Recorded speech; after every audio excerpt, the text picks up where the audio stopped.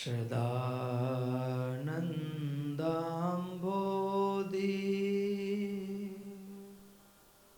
સ્મિતરુચિરપૂર્ણેન્દુવદના પ્રફુલ્લાંભોજન્મા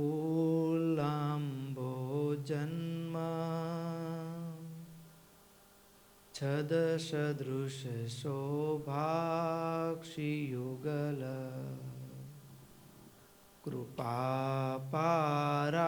કૃપાપારાવાર શ્રિતસકલજીવાતિસુખદો મહાશ્રેયો મૂર્તિ જયતિ સહિ નારાયણ મુનિ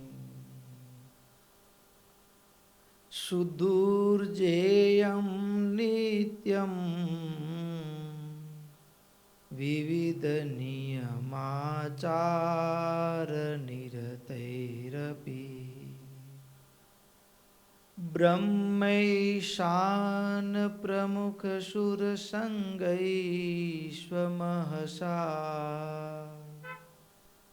મનસ્તત્તૂર્ણં યહ પ્રસવમપી કુર્વન ચિતવશે નરો ભાત્યજ્ઞાનાં દિશતુ યઃ સમતિ મે હરિરસૌ અતિક્ષાન્ત્યા દાન્ત્યા મૃદુલવચનૈઃ છાદિત નિજધ્રુવા તર્કૈશ્વર્યાદિવિલસિત નુનાટ્યાય ગુરવે વસાનાય શ્વેતાંબરયુગલમાવાર્દયશે નમસ્તસ્મૈ નિત્યં હૃદિ ભગવતે ધ્યેયવપુષે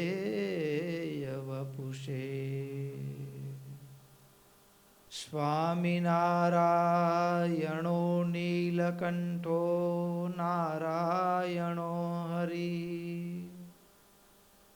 હરિકૃષ્ણશ્ચ સહજાનંદ કૃષ્ણોસ્તુ મે હૃદિ વૈરાગ્યવેગ પરિહાત સમેન્દ્રિયાર્થમ વિષ્ણુ પ્રસાદ સમિતાખિલ યોગ સિદ્ધિમ કૃષ્ણાંગ્ર્યુપાસન બલાપ્ત દૃઢાત્મનિષ્ઠમ તમ વિષ્ણુદત્તતનયં સ્વગુરું નમામિ સર્વજ્ઞાતાં પ્રાપ્ય હરેઃ પ્રસાદાત તચ્ચિત્રચારિત્રમિદં રચિત્વા યો પાઠયદ્વ્યાસસુતાકૃતિર્નઃ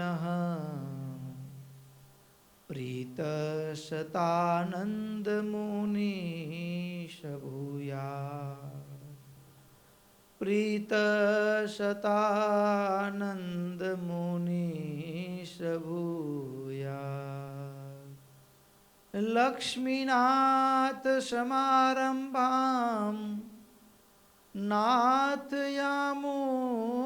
મધ્યમામ અસ્મદાચાર્ય પર્યંતમ વંદે ગુરુમ પરંપરાં વંદે ગુરુમ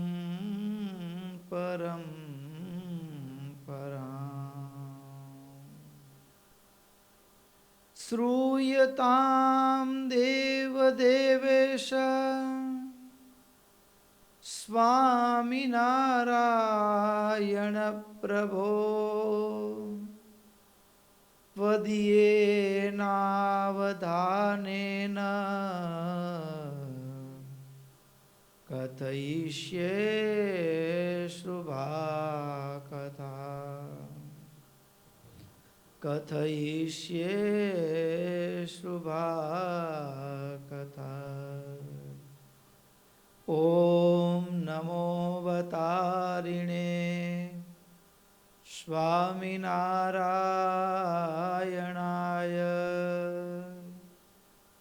ॐ हरिकृष्णाय नमः। ॐ नरनारायण देवाय नमः। ॐ राधाकृष्ण देवाय नमः। ॐ लक्ष्मीनारायण देवाय नमः। ॐ सर्वेभ्यो परमहंसेभ्यो नमो नमः। ॐ अस्मद्गुरुभ्यो अस्मद्परमगुरुभ्यो अस्मद्सर्वेभ्यो गुरुभ्यो नमो नमः। हरे स्वामिनारायण नारायण नारायण स्वामिनारायण नारायण नारायण स्वामिनारायण नारायण नारायण स्वामिनारायण नारायण नारायण स्वामी नारायण नारायण नारायण स्वामी नारायण नारायण नारायण स्वामी नारायण नारायण नारायण स्वामी नारायण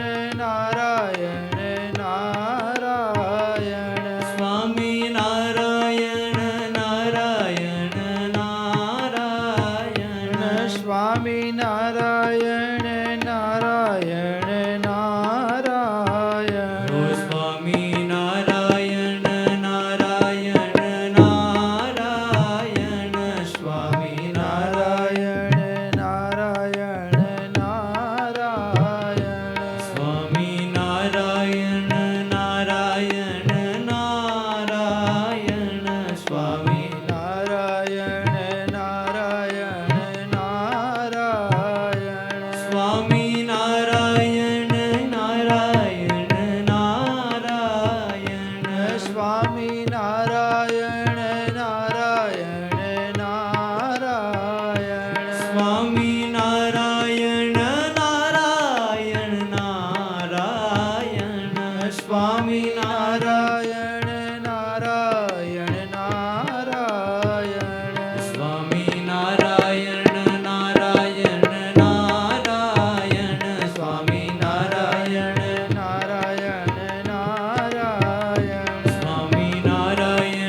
नारायण नारायण स्वामी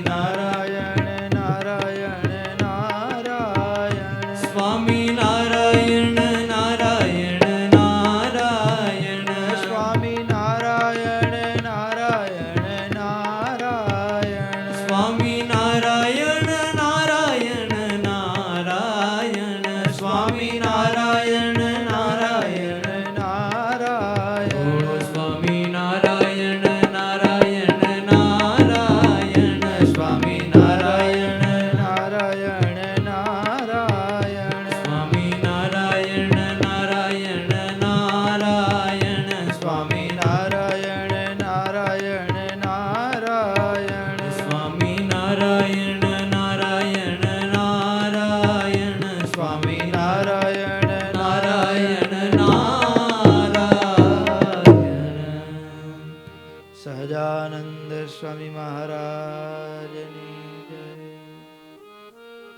ઈષ્ટદેવ પરમારાધ્ય અનંત કોટી બ્રહ્માંડાધિપતિ સર્વનિયંતા સર્વ અંતર્યામી ભગવાન સ્વામિનારાયણ એમના દિવ્ય ચરણ કમળ સાનિધ્યમાં ચોતરફ લઈને બેઠેલા અનંત અનંત અક્ષર મુક્તો, એમની પાવન સન્નિધિમાં ઉપસ્થિત બ્રહ્મનિષ્ઠ સંતો તેમજ કથાવિલાસી એવા બાળ યુવાન વૃદ્ધ સમસ્ત ભક્તો સર્વેને સાદર જય સ્વામિનારાયણ.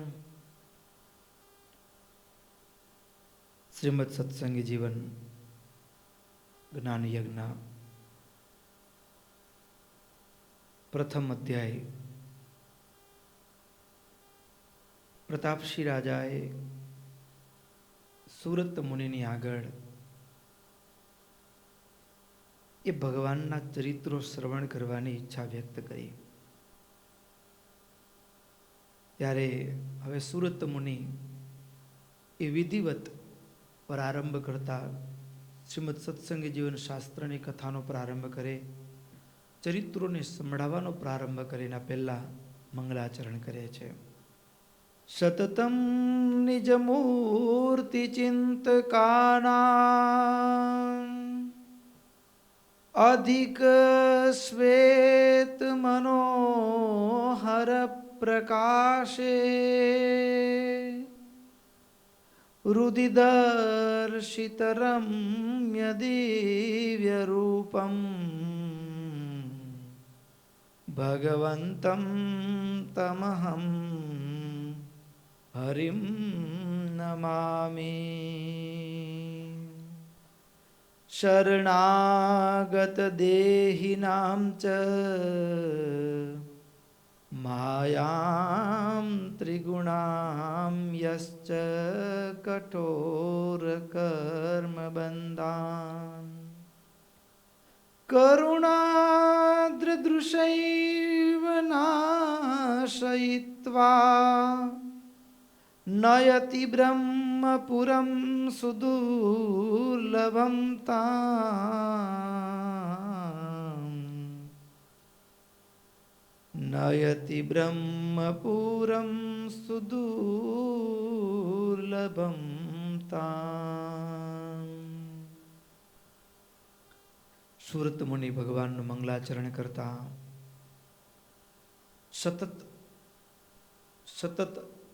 સતતમ નિજ મૂર્તિ ચિંતકાનામ, એકાંતિક ભક્તજનો જે મૂર્તિનું અખંડ ચિંતન કરે છે, સ્મરણ કરે છે, અને એ ચિંતન માત્રથી ભક્તોના હૃદયમાં પ્રગટ થયેલા એવા ભગવાન અતિ શ્વેત મનોહર પ્રકાશને ધરનારા એવા દિવ્ય સ્વરૂપ ભગવાનને હું વંદન કરું છું. કેટલા દયાળુ છે ભગવાન. શરણાગત દેહિનામ ચ માયામ ત્રિગુણામ. થોડુંક પડઘાય છે, નથી પડઘાતું? કોઈ પડઘાય છે.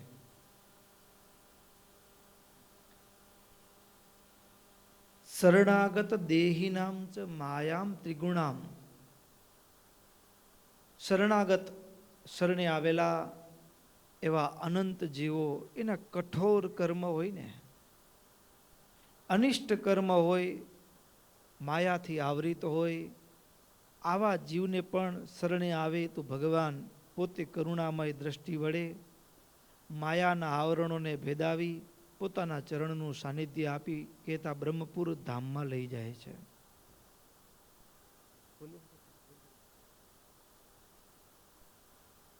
આવા ભગવાન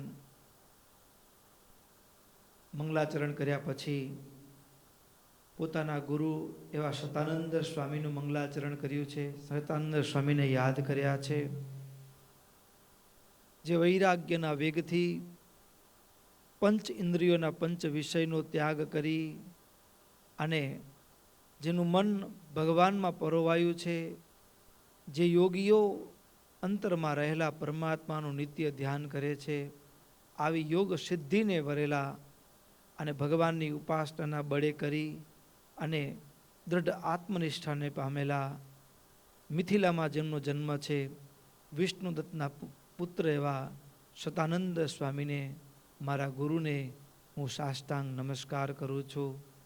હૃદયના ભાવથી ગુરુને વંદના કર્યા પછી સુરત મુનિ પ્રતાપસિંહ રાજાને કહે છે, હે રાજન, યત પૃચ્છસી કથામ વિષ્ણોર જન સંશ્રુતિ મોચનીમ. સૌથી પહેલા પ્રતાપસિંહ રાજાએ પ્રશ્ન કર્યો કે એ ભગવાનના ચરિત્રો સાંભળવા છે, ભગવાનની કથા સાંભળવી છે. જ્યારે સાચા મુમુક્ષુ મળે ને ત્યારે સાધુને એનાથી મોટો કોઈ બીજો રાજીપો ન હોય. ભગવાનના ભક્તનું મિલન થાય ને, મોક્ષની જેને યાચના હોય, જેને આને આ દેહ ભગવાનને પામવું છે, એવા ભક્ત મળે ત્યારે સાધુ બહુ રાજી થાય. સુરત મુનિ પ્રતાપસિંહ રાજાને કહે, તમે બહુ સારો પ્રશ્ન કર્યો. શું કામ? તમારા પ્રશ્નની અંદર અનંત અનંત જીવોનું હિત છુપાયેલું છે. શું કામ? તો કે તમે જે પ્રશ્ન કર્યો ને એ કેવો છે? યત પૃચ્છસી કથામ વિષ્ણોર જન સંશ્રુતિ મોચનીમ.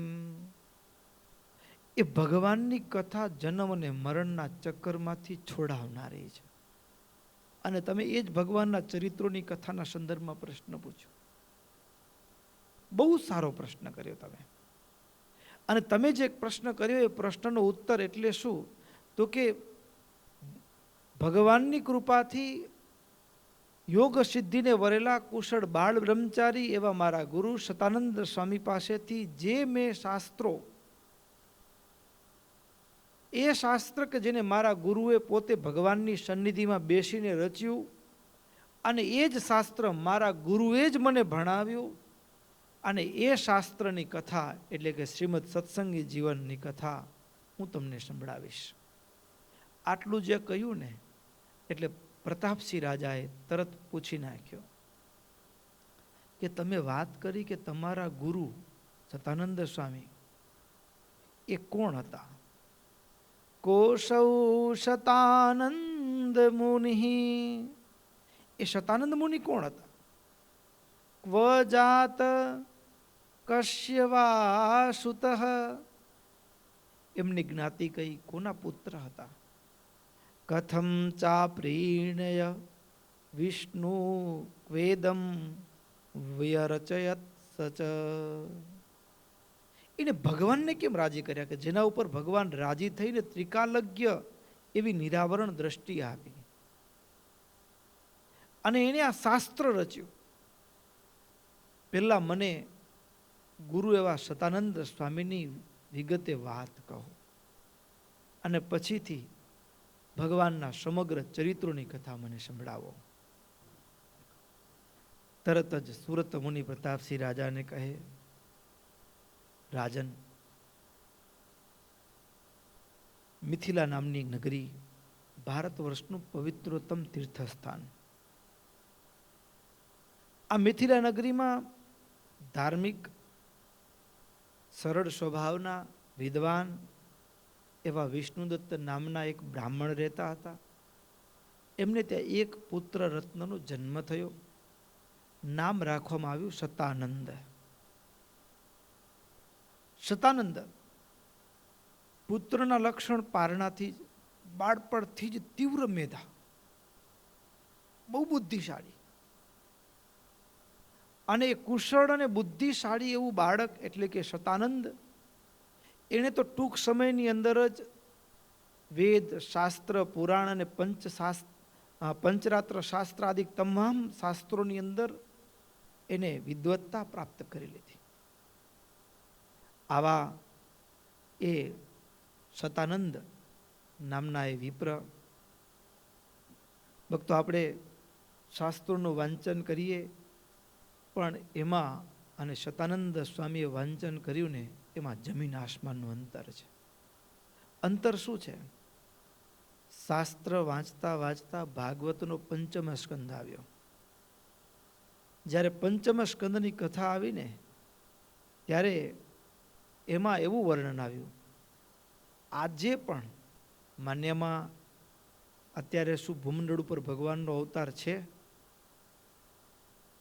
શું કહેશું આપણે? અત્યારે છે ભગવાનનો અવતાર? દ્રષ્ટિગોચર વર્તે છે? શાસ્ત્રોમાં તો એવું કીધું કે પૃથ્વી ક્યારેય નક્ષત્રી નથી હોતી. એક સાથે અનંત રૂપે પણ ભગવાન ધારણ કરતા હોય છે. જેમ ભગવાન કૃષ્ણ પોતે પૃથ્વી ઉપર દ્રષ્ટિગોચર એ વિહરતા હતા, એ જ સમયે વેદવ્યાસજી પણ સાથે છે, એ પણ ભગવાનનો જ અવતાર છે. પણ આ ભૂમંડળ ઉપર એક કલ્પ પર્યંત ભગવાન અખંડ, આજે પણ ભગવાનનો અવતાર મોજૂદ છે. નરનારાયણ રૂપે ભગવાન આ ભૂમંડળમાં અખંડ રહ્યા છે, મોજૂદ છે. આજે પણ બદ્રિક આશ્રમમાં રહ્યા છે. જ્યાં આ કથા સાંભળીને, જ્યાં ભાગવત વાંચતા વાંચતા પંચમ સ્કંદમાં કથા વાંચતાની સાથે જ એણે ગાંઠ વાળી લીધી. જો ભગવાન બદ્રિક આશ્રમમાં આજે પણ રહ્યા હોય તો મારે એમના દર્શન કરવા છે. અક્ષરજીવન સ્વામીનો કાગળ વાંચીએ ત્યારે એમાં આવે કે શાસ્ત્રોના શબ્દની હારું કરવી. હારું કરવી એટલે શું? હારું કરવી એટલે શું? શાસ્ત્રના શબ્દને એને એવી રીતે પોતાના જીવન સાથે વણી લેવા. નહીતર ઘણી વખત માણસ છે ને ઉલટું અર્થઘટન કરે, સમજ્યા ને? એમાં પોતાની બુદ્ધિ અનુસાર અલ્પજ્ઞ હોય એ જ શાસ્ત્ર છે કે જેમાંથી સતાનંદ સ્વામી, આપણે ભાગવત કેટલીય વખત સાંભળ્યું હશે, વાંચ્યું હશે, પણ ક્યારે એવી ઈચ્છા થઈ? શાસ્ત્રના શબ્દને એને પકડી લીધા કે જો ભગવાન પૃથ્વી પર મૂર્તિમાન વિહરતા હોય, મોજૂદ હોય, તો મારે એમના દર્શન કરવા છે. મારે એમના દર્શન કરવા છે. પકડી લીધા શબ્દને. સામાન્ય માણસ શબ્દને પકડવાની જગ્યાએ કેવળ વાંચતો જાય. પેલો પ્રસંગ કથામાં ઘણી વખત કહેતા હોય સંતો. એક સાધુ ગામડા વિચરણ કરતા કરતા આવ્યા અને એમાંય ગામમાં જોયું તો એમાંય એક સદગ્રસ્ત યુવાન, અને એ યુવાનને નાની ઉંમરમાં કેન્સર થયેલું અને નાની ઉંમરમાં એ યુવાન ગુજરી ગયો. એટલે ગામમાં ચારે બાજુ વાતો થતી, બિચારો નાનો હતો, વયો ગયો. એટલે સાધુએ પૂછ્યું કે કેમ, શું થયું હતું? તો કે એને કેન્સર હતું. શેનું કેન્સર હતું? કે મોઢાનું કેન્સર હતું. સાધુને દયા આવી. સાધુને દયા આવી કે આ ગામમાં કેટલા યુવાનો બિચારા વ્યસનમાં ફસાયા છે, તો કોઈકનું સારું થાય એના માટે સાધુ એના પછીના દિવસોમાં વ્યસન મુક્તિ ઉપર, વ્યસન છોડવા ઉપર જ્યારે જ્યારે કથા કરે ને ત્યારે એમાં આનું બીજ લાવે. અને એમાં એક વખત સાધુ એકદમ પ્રેમ અને ભાવથી, મસ્તીથી વાત કરતા હતા. અરે ભાઈ, ભગવાને આપેલો મનુષ્ય જન્મ ખોટી જગ્યાએ શું કામ વેડફી નાખવું? અરે પૈસા જાય, શરીર જાય, બધું જાય. આમ વાત કરતા કરતા એવો માહોલ બરાબર સભામાં જામેલો. સભા પૂરી થઈને એટલે એક યુવાન દોડીને આવી અને સ્વામીના પગ પકડ્યા કે સ્વામી, તમે તો મારા ઉપર બહુ દયા કરી, મને ઉગારી લીધો. એટલે સાધુને એમ થયું કે બિચારાનું વ્યસન હશે અને હવે છોડ્યું. એટલે એમ શું થયું? તો કે ઘણા દિવસથી ધંધો શોધું છું પણ ધંધો જ મળતો નથી, પણ તમે મને ઉગારી લીધો. ધંધો શોધતો તો, કામ ધંધો નહોતો મળતો, પણ તમે ઉગારી લીધો. એટલે સાધુ પૂછ્યું કે હું તો સભામાં એવી કોઈ ધંધો શોધવાની કોઈ વાતે નથી કરી, તો કેવી રીતે ઉગારી લીધો? તો કે તમે જે વાત કરીને એમાંથી એક વાત મને સમજાઈ ગઈ. શું સમજાણું? તો કે દુનિયા ગાંડી છે. આટલું ખબર છે, શરીર બગડે છે, પૈસા બગડે છે, સંસ્કારોની પાયમાલી છે, પરિવારની પાયમાલી છે, છતાં પણ વ્યસન કરે છે ને. એટલે મને ધંધો નહોતો મળતો, પણ હવે ખબર પડી ગઈ કે દારૂનો ઠેકો રાખો, તમાકુની દુકાન ખોલી લે. એ ધંધો ચાલશે. ધંધો મળી ગયો. માણસ કેવો પકડે? પણ અહીં કને સતાનંદ શાસ્ત્ર વાંચતા વાંચતા પંચમ સ્કંદ વાંચ્યો ને ભીતરમાંથી એમ થઈ ગયું કે જો કળિયુગમાં ભગવાન પ્રગટ બિરાજમાન હોય તો મારે એને રૂબરૂ મળવું છે, મારે ને આ આંખથી પ્રત્યક્ષ દર્શન કરવા છે. હૈયામાંથી એક ઝંખના પેદા થઈ ગઈ, કરવું કેમ? અને એમાં એક સંઘ નીકળ્યો બદ્રિકાશ્રમની યાત્રા, બદ્રીનારાયણની યાત્રા. સંઘમાં જોડાઈ ગયા, ઘરનો ત્યાગ કરી દીધો. સંઘની સાથે ચાલી નીકળ્યા, પહોંચ્યા અક્ષય તૃતીયા એટલે અખા ત્રીજના દિવસે બદ્રીનારાયણ પહોંચ્યા. બદ્રીનારાયણ પહોંચ્યા એટલે ત્યાં બદ્રિકાશ્રમની અંદર અર્ચા રૂપે બિરાજતા ભગવાનના દર્શન કર્યા. દર્શન કર્યા પછી તીર્થયાત્રીઓ તો બધા નીકળી ગયા, જેમાં આપણે જઈએ અને પાછા નીકળી જઈએ. આપણે બદ્રીનારાયણ જઈએ છીએ, બદ્રિકાશ્રમ જતા નથી. ક્યાં જઈએ છીએ? બદ્રીનારાયણમાં ભગવાન મૂર્તિ અર્ચા રૂપે બિરાજમાન છે અને બદ્રિકાશ્રમમાં ભગવાન મૂર્તિમાન બિરાજમાન છે. સતાનંદ એ બ્રાહ્મણ પુત્રે નક્કી કર્યું કે મારે તો ભગવાન બિરાજમાન છે, મારે એના દર્શન કરવા છે. મૂર્તિમાંથી ભગવાનને પ્રગટ કરવા હોય તો શું? મૂર્તિમાંથી મૂર્તિમાન કેમ થાય? એના માટેની શું પ્રક્રિયા છે? જો શાસ્ત્રના શબ્દની હારું કરવી હોય તો આ સતાનંદ નામના વિપ્રના શબ્દોને હું તમે પકડી લઈએ ને તો આપણું એ કામ થાય એમ છે. શું કર્યું એને? શું કર્યું? એક જ વાત, રોકાયા, ધર્મનું પાલન કરતા થકા ત્રિકાલ સંધ્યા એ અલકનંદા ગંગાના ઠંડા જળમાં સ્નાન કરી નરનારાયણ ભગવાનની આગળ બેસી ભાગવતના 10મ સ્કંદનો પાઠ કરે. જમવાનું શું? તો કે કેવળ કંદમૂળ અને ફળ. જે ભોજન ભજનમાં વિઘ્ન કરે એવું ભોજન નહીં. જે ભોજન ભજનમાં વિઘ્ન કરે એવું ભોજન નહીં. કેવળ કંદમૂળ અને ફળ. 10મ સ્કંદનો પાઠ કરે. મસ્તાના થઈ હૃદયમાંથી એક પ્રાર્થના નીકળે. સાવરિયો જી કબ દેખું ભરીને, કબ દેખું ભરીને, સાવરિયો જી, સાવરિયો જી કબ દેખું ભરીને, સાવરિયો જી કબ દેખું ભરીને, પ્રાણ જીવન સુખ દે, સાવરિયો જી કબ દેખું ભરીને,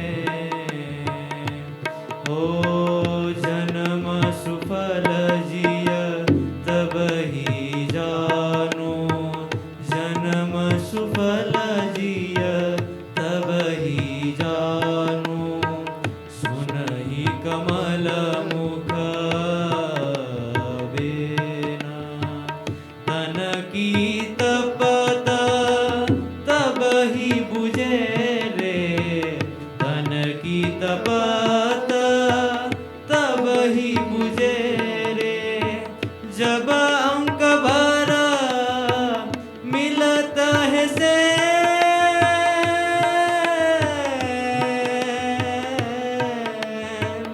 अंक भर मिलत है से,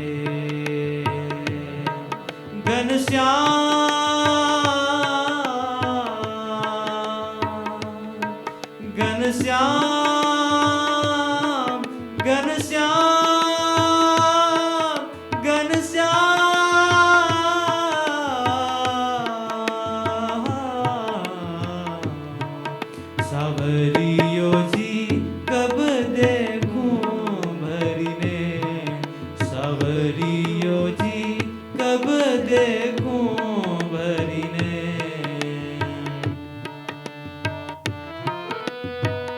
ભીતરમાંથી પરમાત્માની પ્યાસ પેદા થાય. ભાગવતનો 10મ સ્કંદ વાંચે એ ગોપીઓના હૃદયમાંથી જે ગોપી ગીત જયતિ તેધિકમ જન્મના વ્રજ શ્રયત ઇન્દિરા શાશ્વતત્રયી દ્રુહિત દિશ્યતા દીક્ષુતાવકાશ વૈદ્રુતાશવસ્વમ વિચિન્વતે. ભાગવત વાંચતા વાંચતા જે ગોપીઓની આગળ ભગવાન નૃત્ય કરે એવું દર્શન મને ક્યારે. ભીતરમાંથી પરમાત્માની પ્રાપ્તિની એક 10મ સ્કંદ વાંચતા વાંચતા ભગવાનમાં એટલું અહતુક પ્રેમ. દિવસે દિવસે ચરિત્રોનું વાંચન કરતા કરતા પરમાત્મા નરનારાયણ ભગવાનની સામે જુએ, જેના દર્શન હું ને તમે કેટલી વાર બદ્રીનારાયણ ગયા હશું ત્યારે કર્યા હશે. એ બદ્રિકાશ્રમની અંદર બિરાજમાન એ નરનારાયણ ભગવાનની આગળ આંખના આંસુની સાથે હે બાપ, હે પ્રભુ, ગોપીઓને જે ભાવથી તમે દર્શન આપ્યા, એના ભાવ પૂર્ણ કર્યા, એવા દર્શન મને ક્યારે. આગળ કહે છે અરુણ ચરણ પંકજ ઉરધરી અરુણ ચરણ પંકજ ઉરધરી કરી હે ને નનાશેના પૂરન સસી મુખ હાસ મનોહર પૂરન સસી મુખ હાસ મનોહર વારું કોટી કમેલા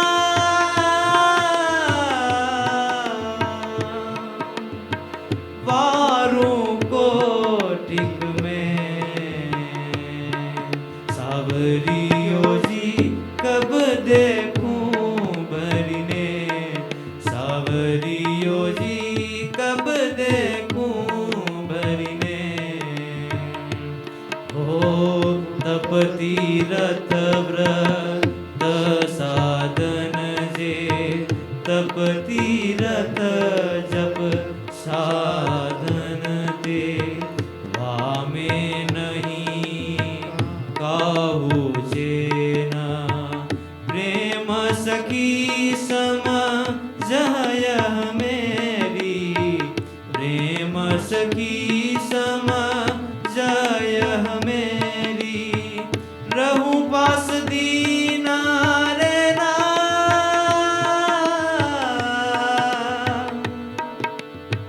रहूं पास दीन रे हो प्रेम सखिया समझ मेरी प्रेम सखी समझ मेरी रहूं पास दीना रे ना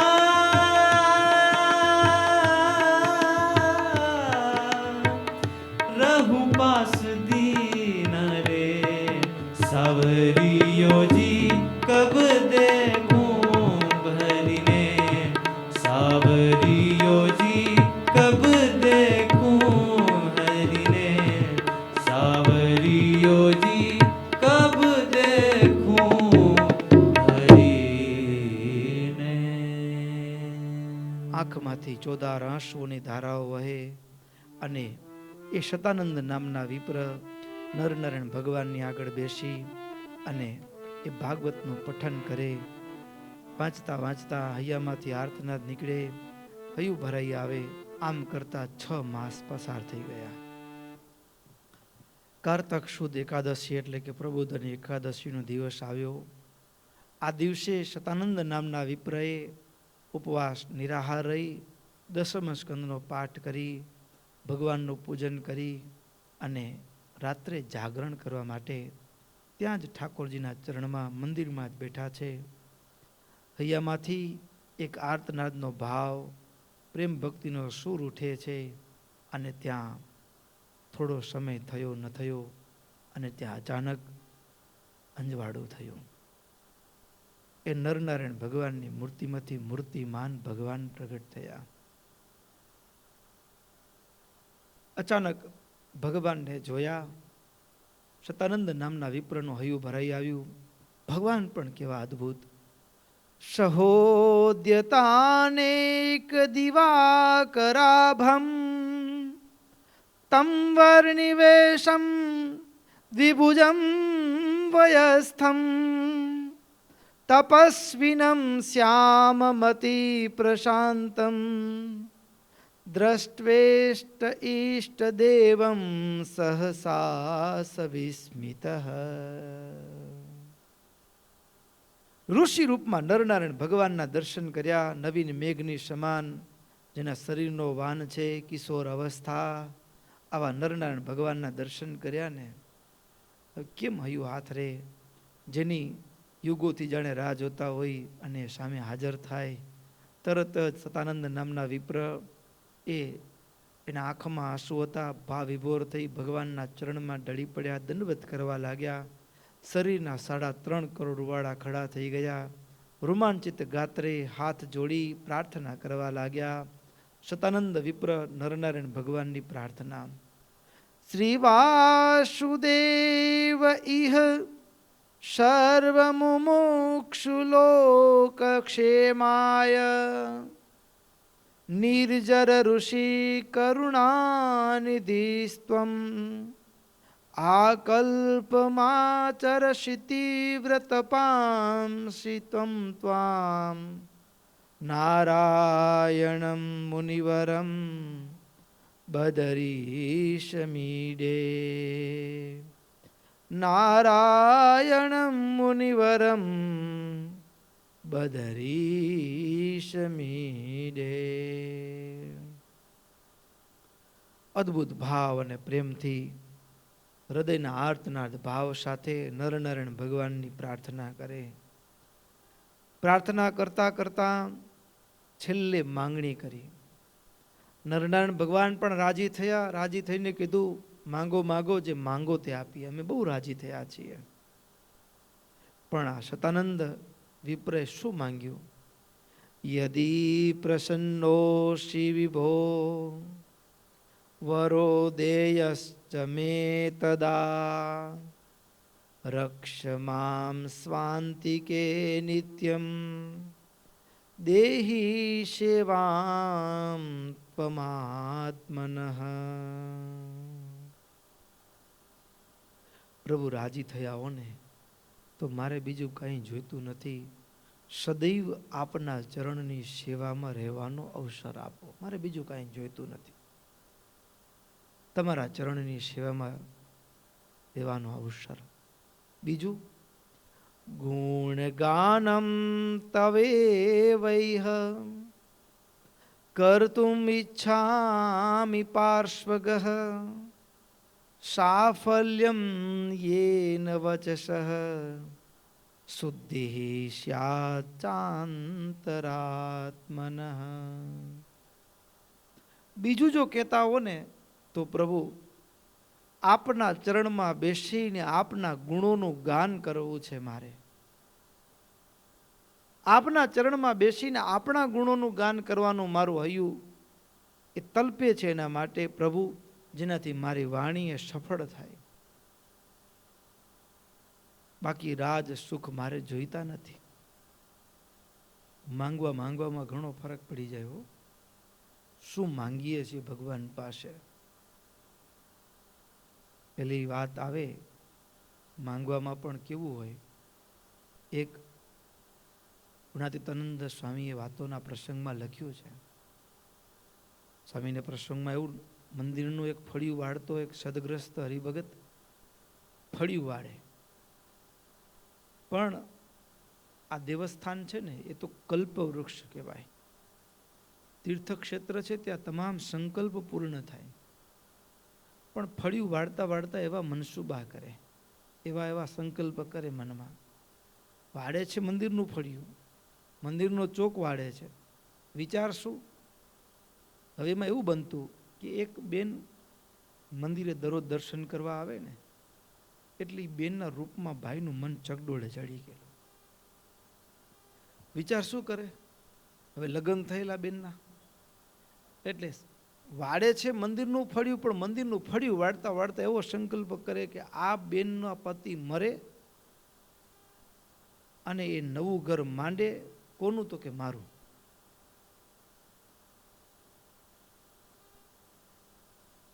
એનો પતિ મરે, એ બાઈ રાંડે ને મારું ઘર માંડે. આવા સંકલ્પ. હવે દરરોજનો સમય એ બેન મંદિરે દર્શન કરવા આવે ને એ જ સમય મંદિરનું ફળિયું સાફ કરતા હોય ને આવો વિચાર આવે ને દરરોજ. ગુણાતીતાનંદ સ્વામી સભા મંડપમાં બેઠા બેઠા એનું મન વાંચે ને કે ભૂંડો શું માંગે છે, શું માંગે છે. પહેલા કથાના પ્રસંગમાં સંતો બીજો પ્રસંગ કહેતા હોય કે એક ભાઈ વટે માર્ગુ રસ્તેથી નીકળ્યા, તે આમ થાકેલા પાકેલા હતા, તે ઝાડવા નીચે બેઠા અને સંકલ્પ થયો, આહા કેવો ઠંડો પવન વાય છે, પણ આ જગ્યાએ થોડું જમવાનું ગરમા ગરમ ભજીયા ને હોય. આ તો ગરમા ગરમ ભજીયા હાજર થયા.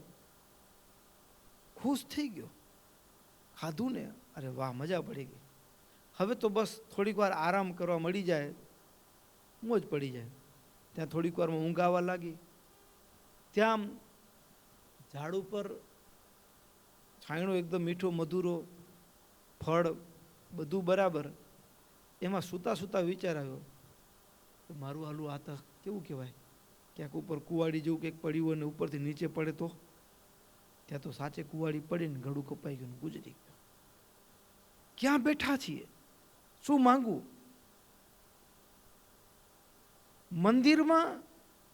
મંદિરનું ફળિયું વાળતા વાળતા જબ આ મંદિરનું ચોક વાળીએ છીએ ને, એ મંદિરનો ચોક નથી વાળતા. હૃદયમાં રહેલા આંતર શત્રુઓ દોષોને વાળીએ છીએ, પણ એ જગ્યાએ પણ દોષોને વાળવાની જગ્યાએ જાણે કે દોષોને પોષવાનું સંકલ્પ કરતા હોય. આવી ભૂલ એ ભાઈ કરતા હતા.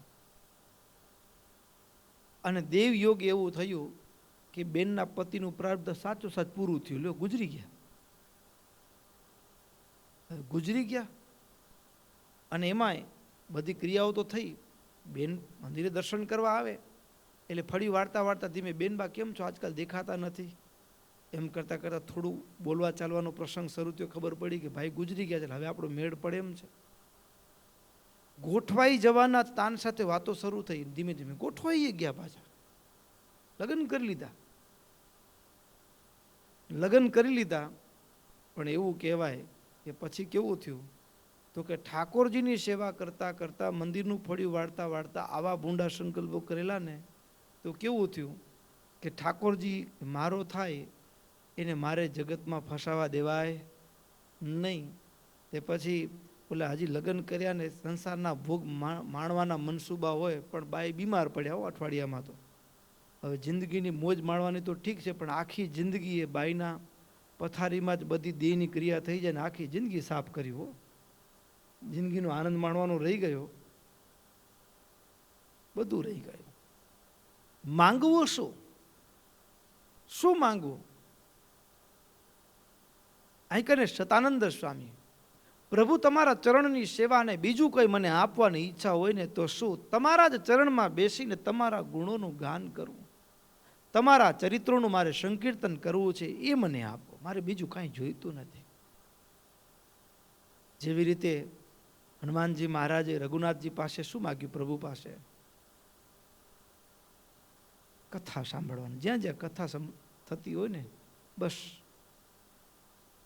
કથા ચરિત્રો સાંભળવામાં મશગુલ બની જાય હનુમાનજી મહારાજ. અરે કેવો ભાવ છે!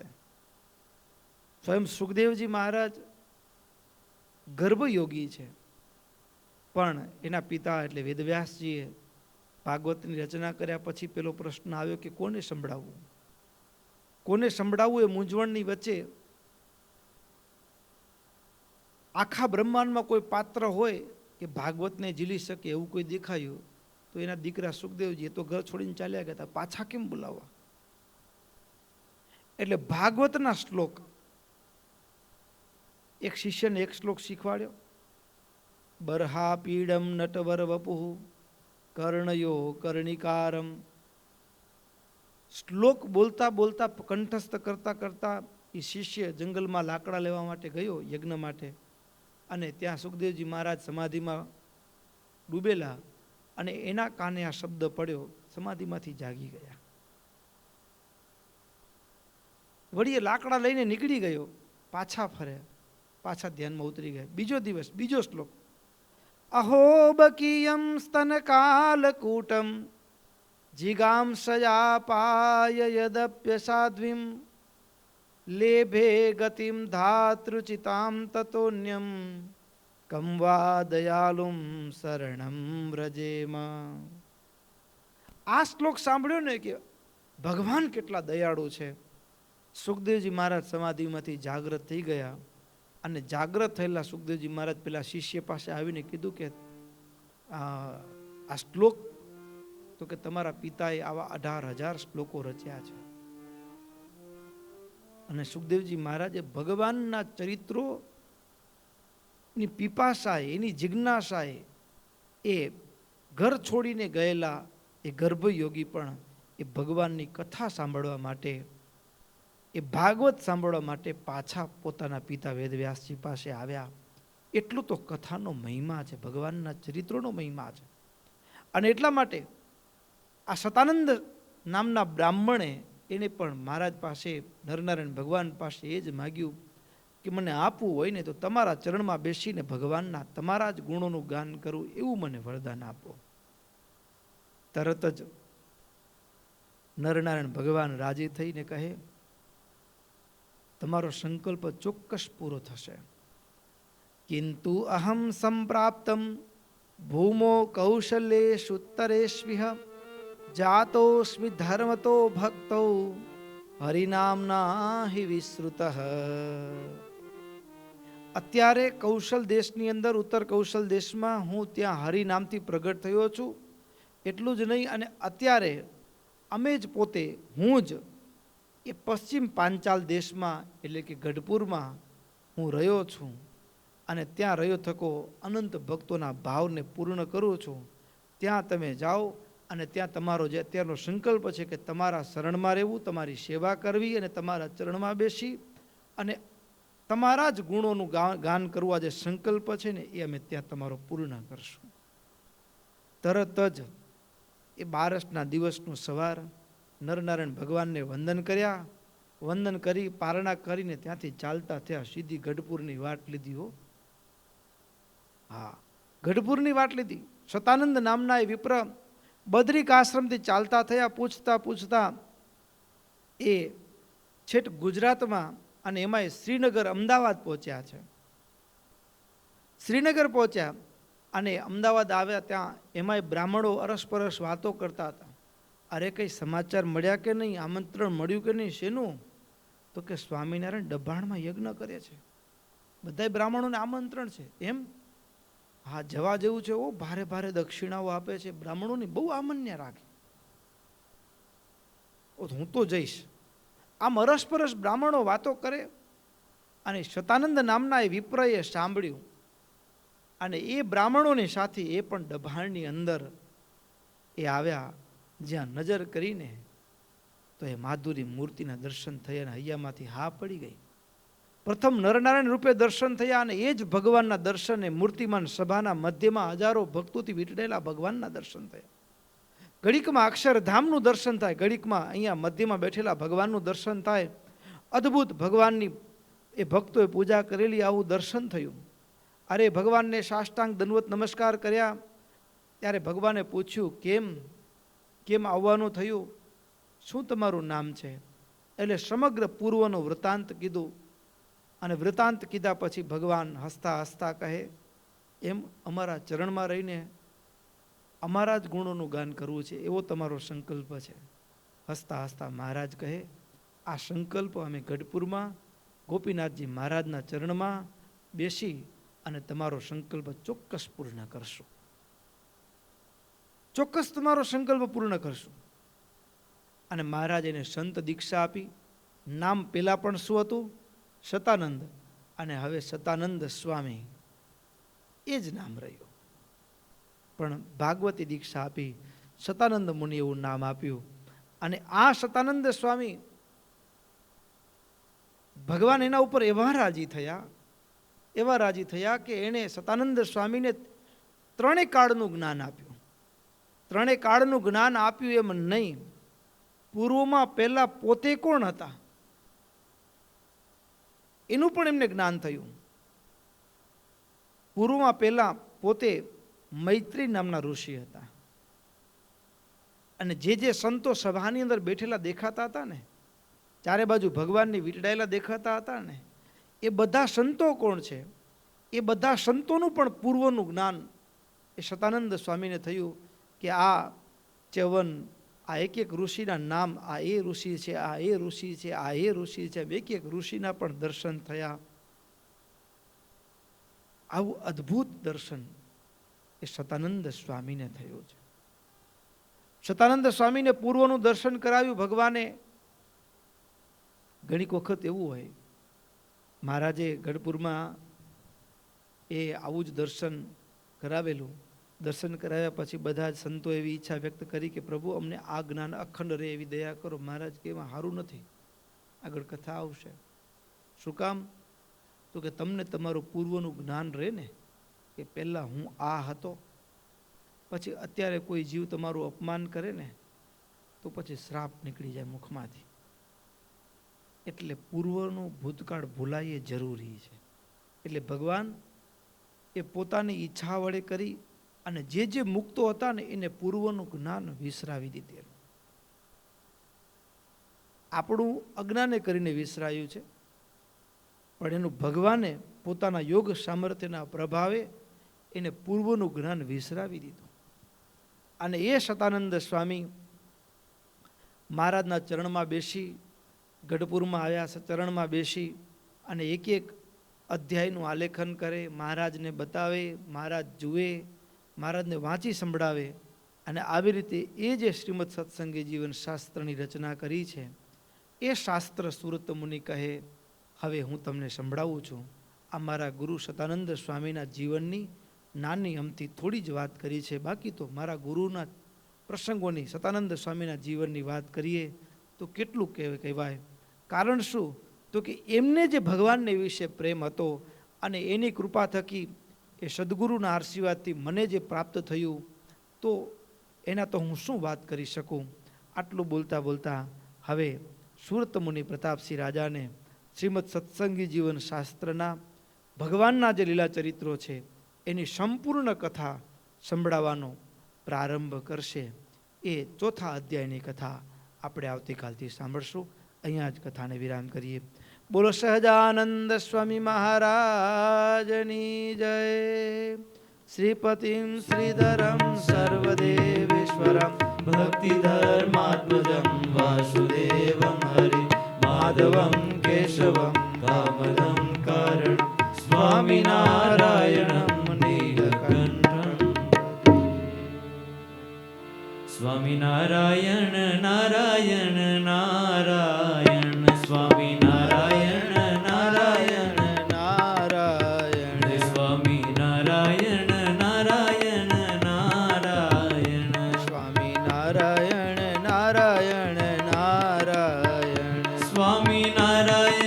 નારાયણ નારાયણ સ્વામિનારાયણ નારાયણ નારાયણ સ્વામિનારાયણ નારાયણ નારાયણ સ્વામિનારાયણ નારાયણ નારાયણ સ્વામિનારાયણ નારાયણ નારાયણ સ્વામિનારાયણ નારાયણ નારાયણ સ્વામિનારાયણ નારાયણ નારાયણ સ્વામિનારાયણ